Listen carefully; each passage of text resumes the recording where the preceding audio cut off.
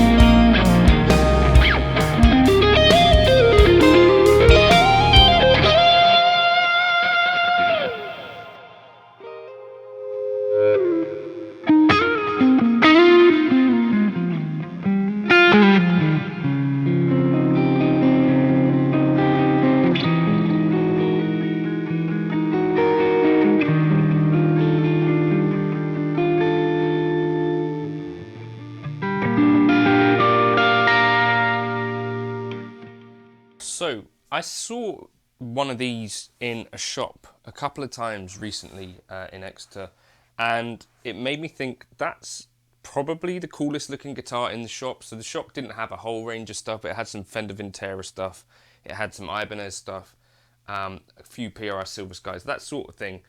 But this Squier 40th anniversary really stood out to me. Now, a lot of it is the aesthetic of it, right? So it's got this matte sonic blue finish, gold anodized pickguard, and a kind of satin but vintage finished neck, like a vintage tint to it. I think it looks amazing for a Squier, and I think this has got to be, to me, the best looking Squier ever made. It has adjustment up at the headstock, so that's kind of a cool thing. Even the hardware is sort of aged chromish looking stuff, and it plays pretty nicely, I have to say, as well. So this is strung with 9s, which is not my preference, so I'm gonna have to change that out to get a real sense for it. But you know, it's not fretting out and it's sounding like a Strat. I think I have to say, I think I'm enjoying playing this as much as I ever enjoy playing a Fender Mexican player. This is about £389 at the moment. If there are any negatives that I could go on, the neck pocket, there's like a little bit of scuffing there. There's kind of iron filings on the pickups where they've kind of done the fret job, or maybe done something to lower this fret here. It looks like that top of that fret is a bit flatter, so I don't know if they did some kind of remedial work to fix the fret job. But aside from that, you know, it's got our Nico 5 pickups in it, so they've not put cheap ceramic stuff. These bits of hardware, the plastics look a bit cheap, but you know, it's not an expensive guitar. So this is an Indonesian-made guitar, a Strat that plays pretty well. I'm not sure if the neck shape to me feels quite similar to the classic vibe, but feels like maybe the fret edges are a little bit more rolled or something about this feels right. It's got like that satin feel. There are a few maybe slightly sharp fret edges, like this one here, but nothing crazy. Does it not look pretty incredible? I think so. So what else could you get in this price range? 389, you could maybe get a Squier S3, and I think that would be kind of similar levels of quality. I think Squier, to me, I think they may have caught up with the lower end of the Mexican stuff, and you know, particularly some Vinteras that I felt and seen looked like they had really dry fretboards and quite sharp fret edges. I don't know if that's always the case or just we're getting some dodgy ones over here in the UK. But this to me as well seems like if you get on with the aesthetic of it, then it might be a really good guitar for an upgrade, potentially, if you were thinking, well, this is what I would look for in a Strat. David Beebe, not a fan of the Werther's original pick card, but he is a granddad. Yeah, I'm starting to think like maybe I'm just happy playing guitar in general, so it doesn't matter to me too much. You know, 389, 3000, to me there doesn't seem to be as much difference necessarily as sometimes you think there should be. So this is a really, really cool guitar. I don't think it feels worse to play than a PRS Silver Sky SE. I don't know whether I've got a particularly good example here or something, but I bought this from PMT. Yeah, just something about it seems to jive quite well for me. Kind of going through the pickup selection.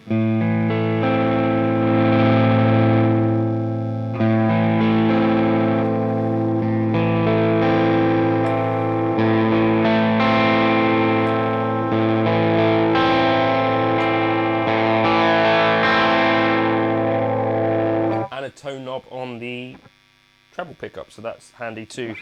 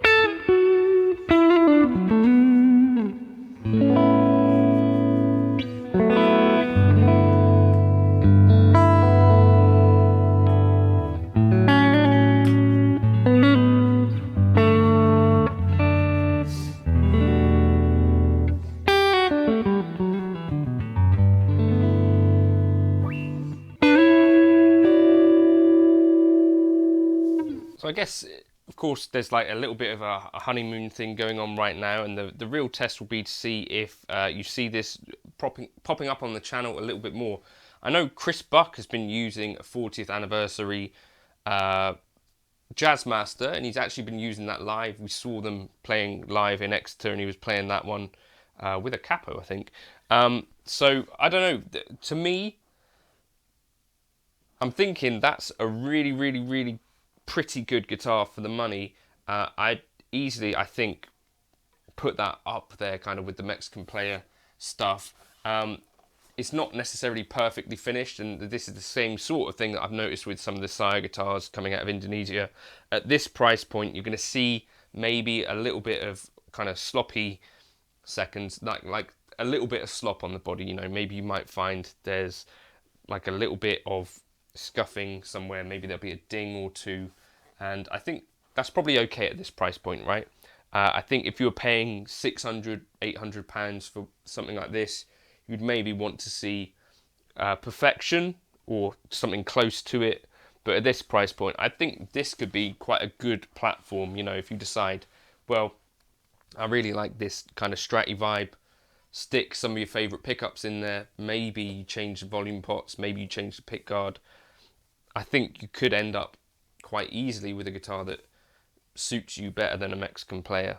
Let me know your thoughts on that in the comments. Is that the best looking Squier ever made?